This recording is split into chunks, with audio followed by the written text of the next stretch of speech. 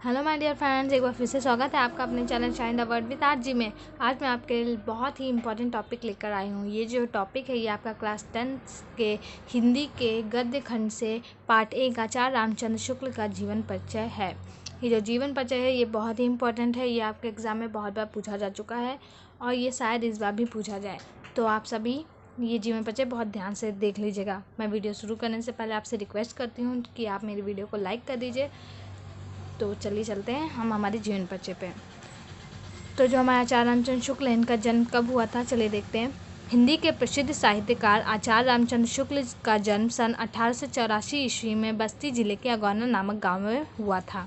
आगे जो हमारे आचार्य रामचंद्र शुक्ल है, इनका जन्म 1884 ईस्वी में हुआ था, बस्ती जिले के अगौना नामक गाँव में हुआ था।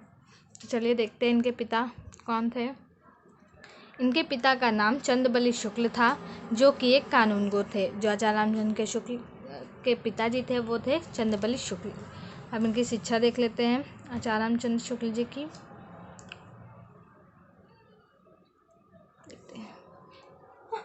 शुक्ल जी ने हाई स्कूल की परीक्षा मिर्ज़ापुर से उत्तीर्ण की। इंटर की परीक्षा के लिए इलाहाबाद में प्रवेश दिलाया गया, किंतु अंतिम वर्ष की परीक्षा से पूर्व ही विद्यालय छूट गया।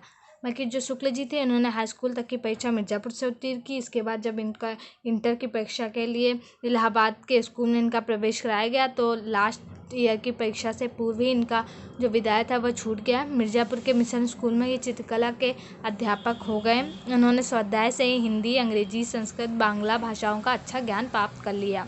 इन्होंने अपने आप ही हिंदी, इंग्लिश, संस्कृत, बांग्ला आदि भाषाओं का ज्ञान प्राप्त किया था और पत्र पत्रिकाओं को लिखना प्रारंभ कर दिया और ये पत्र पत्रिकाओं को लिखना प्रारंभ कर दिए थे। बाद में इनकी नियुक्ति काशी हिंदू विश्वविद्यालय में हिंदी के प्राध्यापक पद पर हो गई। इसके बाद जब ये पत्रिकाएं लिखते थे, उसी के बाद इनकी जो नियुक्ति वो हिंदी विश्वविद्यालय में हिंदी के प्राध्यापक पद पर हो गई। चलिए आगे देख लेते हैं। आई होप आपको जीवन परिचय समझ में आ रहा होगा। तो चलिए आगे बढ़ते हैं। मृत्यु। तो जो आचार्य रामचंद्र शुक्ल है, इनकी मृत्यु हुई थी सन 1941 ईस्वी में। इनकी मृत्यु सन 1941 ईस्वी में हो गई थी। अब देखते हैं इनका साहित्यिक परिचय। हिंदी के इस प्रतिभा संपन्न लेखक ने हिंदी को नया आयाम देकर तथा ठोस धरातल पर हिंदी में अपनी पहचान बनाकर हिंदी में अपना नाम अमर कर लिया। ये श्रेष्ठ निबंधकार, इतिहासकार, महान शैलीकार एवं युग परिवर्तक आचार्य थे। ये मतलब कि बहुत ही श्रेष्ठ निबंधकार थे, इतिहासकार थे, महान शैलीकार थे और युग परिवर्तक आचार्य थे।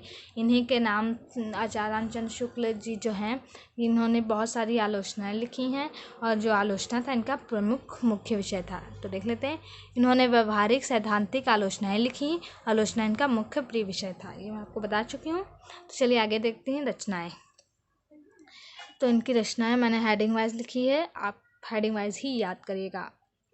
चलिए देखते हैं निबंध संग्रह। निबंध में कौन सी है? चिंतामणि, विचारवृत्ति, जो बहुत ही इंपॉर्टेंट होती हैं रचनाएं। मैं सिर्फ यहाँ पे मैं आपको वही बताती हूँ, और जो मैं सारी रचनाएं बताऊँगी तो आप बहुत ज़्यादा हो जाएंगे। इसके बाद देख लेते हैं इतिहास। हिंदी साहित्य का इतिहास इन्होंने लिखा है। आलोचना कौन सी लिखी है? सूरदास, रश्मिमान त्रिवेदी। इसके बाद देख लेते हैं इन्होंने संपादन कौन कौन से किए हैं। जायस ग्रंथावली, तुलसी ग्रंथावली, भ्रमर गीत साथ, काशी नागरी प्रचारिणी पत्रिका, आनंद कादम्बिनी, हिंदी शब्द सागर। तो ये सब इनकी रचनाएं थी, आप बहुत ध्यान से लर्न कर लीजिए। इसके बाद हम देखते हैं हमारी लास्ट हेडिंग भाषा शैली। शुक्ल जी की भाषा परिमार्जित, संस्कृतनिष्ठ एवं खड़ी बोली है। इन्होंने वर्णनात्मक, विवेचनात्मक, भावात्मक शैली का प्रयोग किया है। तो ये जो जीवन परिचय था ये बहुत ही ईजी था, आप इसे बहुत ध्यान से लर्न कर सकते हैं, आपको ये बहुत ईजिली याद हो जाएगा। और ये बहुत बार पूछा जा चुका है, इसलिए मोस्ट इम्पॉर्टेंट जीवन परिचय है। तो आप इसे बहुत आराम से देख लीजिए। तो आई होप आपको मेरी ये वीडियो अच्छी लगी हो, तो प्लीज़ से लाइक कर दीजिए, मेरे चैनल को सब्सक्राइब कर दीजिए और मेरी वीडियो को शेयर कर दीजिए। Thank you, bye bye.